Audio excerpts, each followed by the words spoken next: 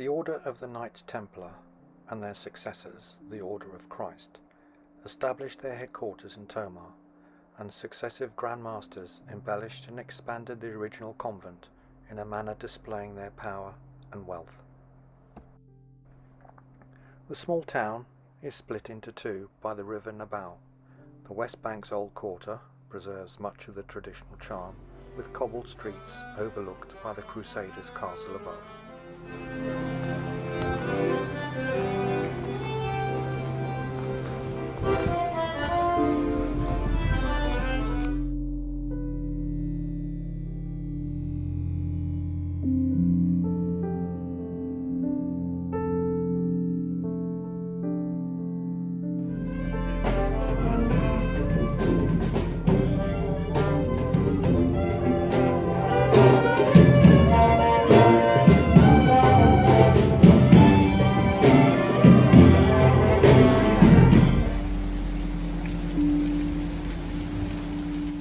The Muchao wheel is an Arabian legacy, crucial for irrigation in past times, and sits on one of the river islands.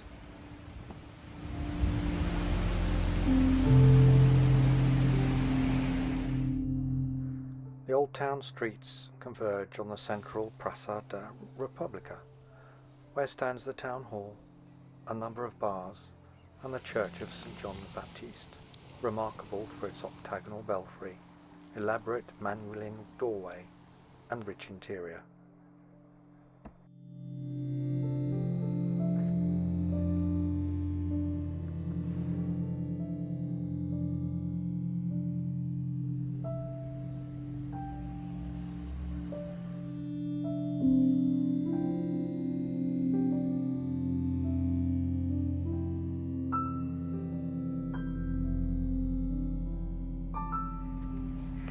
And so the climb up to the castle starts.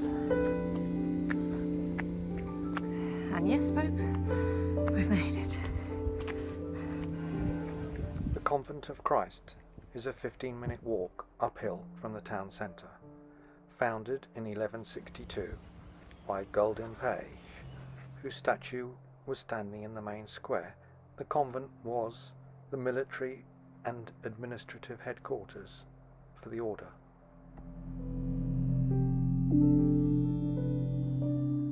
The large gardens are free to wander through, but the interior is well worth the entrance fee.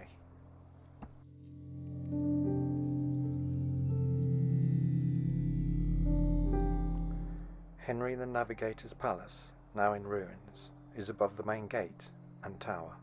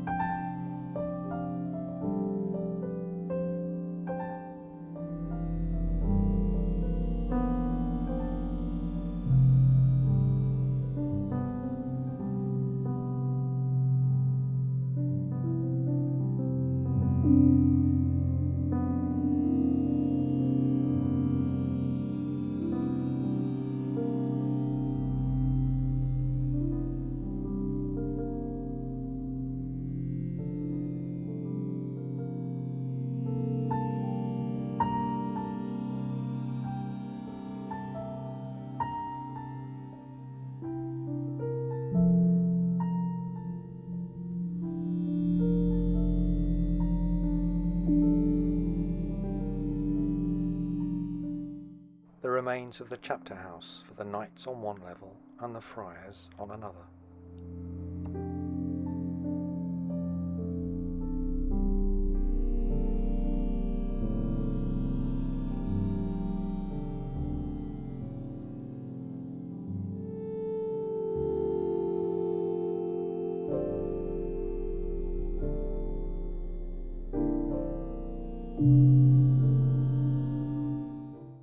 The sacred heart of the whole complex is the round Chirola, the 12th century temple. The south door can be seen from the aerial shots, and was where the knights accessed the temple, often attending Mass on horseback.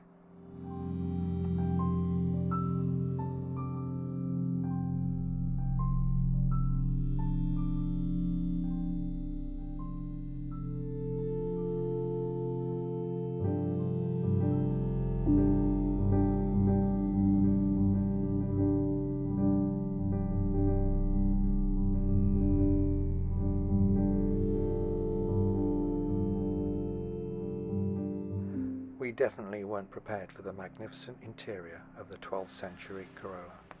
At the centre of the 16-sided chapel stands the high altar, surrounded by a 2-story octagon.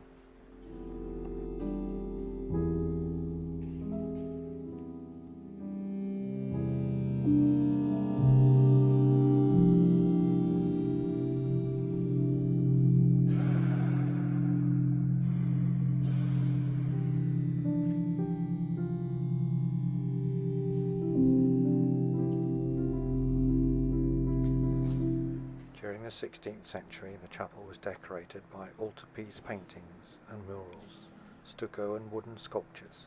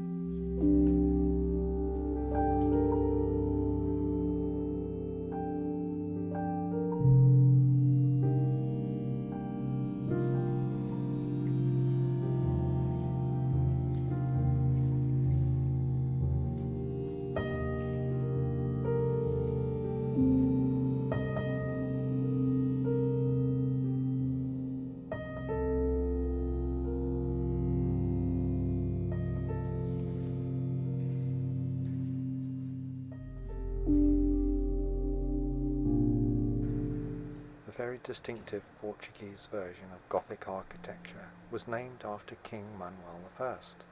The Manueline style is characterized by doors, windows and arcades encrusted by elaborate carved stonework in which imagery of the sea combines with symbols of Christianity.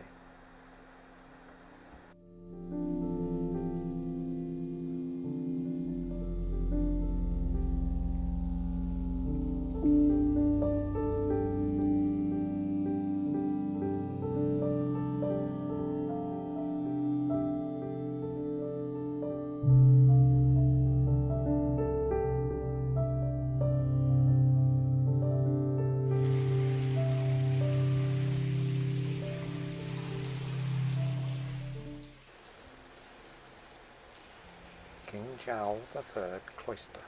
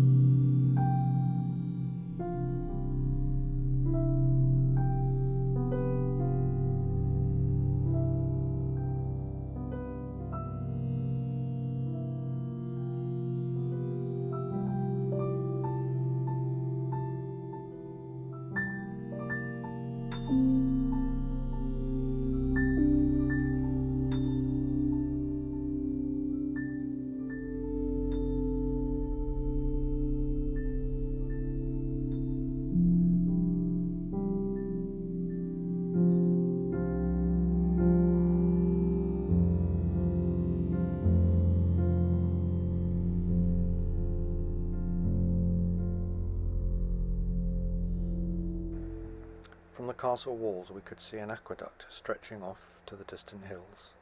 You can see it top left on this aerial shot.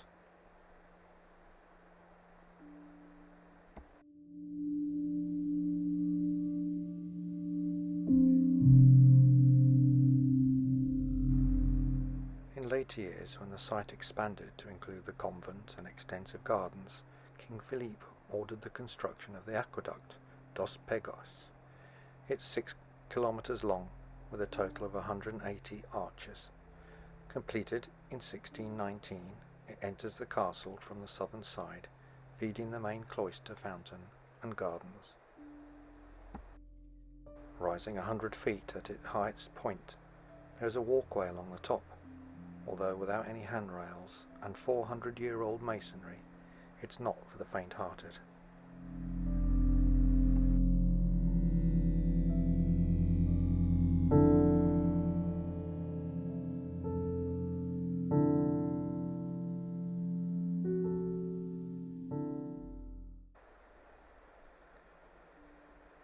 We settled just for a photo at the top.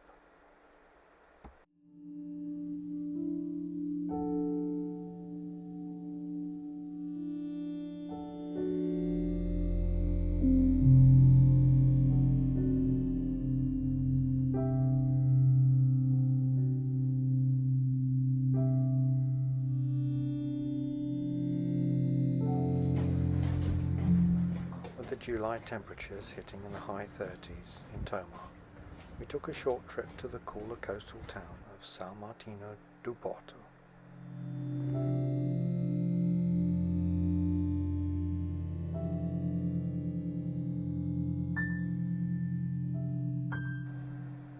Situated within its own sheltered lagoon, the small town had a wonderful beach, stretching from the harbour on one side to a massive sand dune at the other.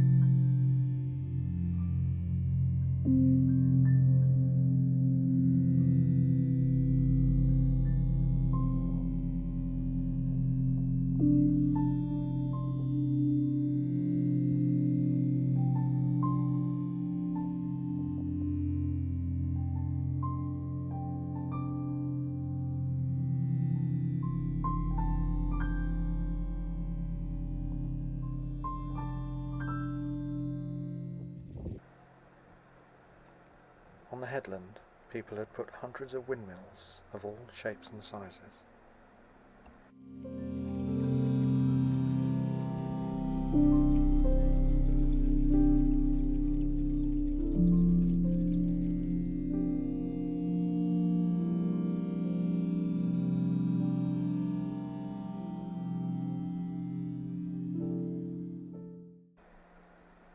At the furthest point is the recently restored Capella to Santa Anna.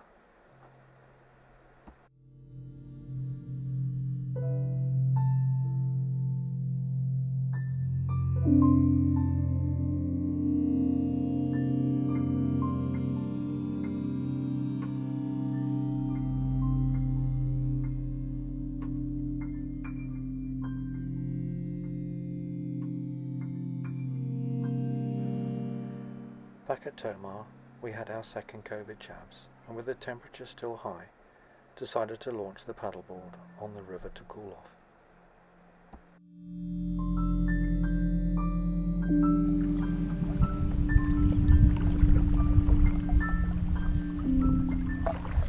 Minutes upriver, we came across a small beach next to the weir, perfect for a swim.